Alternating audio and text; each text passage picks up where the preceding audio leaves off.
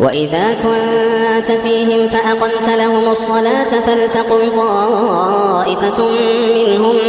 معك وليأخذوا أسلحتهم فإذا سجدوا فليكونوا من ورائكم ولتأت طائفة أخرى لم يصلوا فليصلوا معك وليأخذوا حذرهم وأسلحتهم ود الذين كفروا لو تغفلون عن أسلحتكم وأمتعتكم فيميلون عليكم ميلة واحدة ولا جناح عليكم إن كان بكم أذى من مطر أو كنتم مرضى أن تضعوا